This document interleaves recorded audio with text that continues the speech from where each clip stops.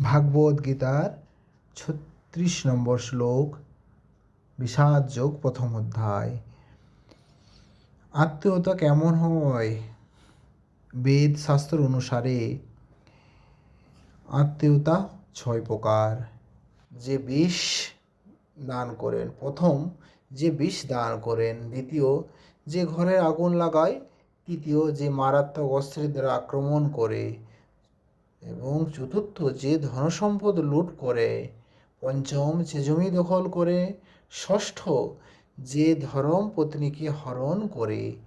এই ধরনের আত্মীয়দের অবিলম্বে হত্যা করা উচিত এবং তাদের হত্যা করলে কোনো রকম পাপ হয় না।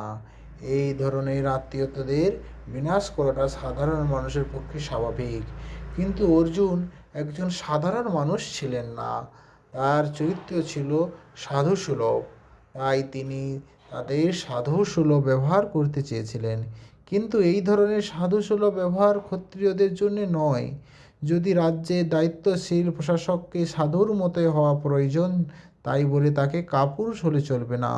যেমন শ্রীরামচন্দ্র এত সাধুর প্রকৃতির ছিলেন যে কখনো মানুষের রামরাজ্যে বসবাস করার জন্য উদ্গ্রীব, কিন্তু তাদের চরিত্রে কোনো রকম কাপুরুষতা দেখতে পাওয়া যায় না।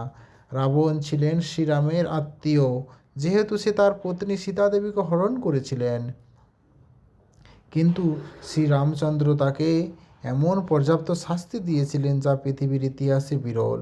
অর্জুনের ক্ষেত্রে অবশ্য আত্মীয়তা ছিল অন্য এক বিশেষ ধরনের, যেমন পিতামহ, শিক্ষক, ভ্রাতা, বন্ধু ইত্যাদি।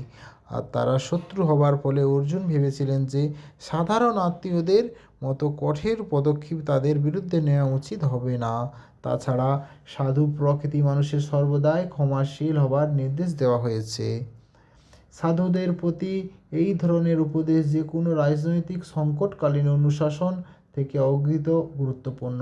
অর্জুন ভেবেছিলেন রাজনৈতিক কারণবশত তার আত্মীয় স্বজনকে হত্যা করার চেয়ে সাধুসুলভ আচরণ ও ধর্মের ভিত্তি তাদের ক্ষমা করা শ্রেয়। তাই সাময়িক দেহগত সুখের জন্য এই ধরনের হত্যাকার্যে লিপ্ত হওয়া তিনি সমীচীন বলে মনে করেননি। সর্বোপরি রাজ্য সুখ অনিত্য, তাই ক্ষণস্থায়ী। এই সুখের জন্য আত্মীয় স্বজন হত্যার পাপে লিপ্ত হয়ে নিজের জীবন ও মুক্তিপথের চিররুদ্ধ হওয়ার ঝুঁকি তিনি কেন নেবেন? এখানে অর্জুন শ্রীকৃষ্ণকে মাধব বা লক্ষ্মীপতি বলে সম্বোধন করেছেন, তাও প্রসঙ্গে তাৎপর্যপূর্ণ। এই নামের দ্বারা তাকে সম্বোধন করায় অর্জুন বুঝিয়ে দিলেন শ্রীকৃষ্ণের সৌভাগ্যে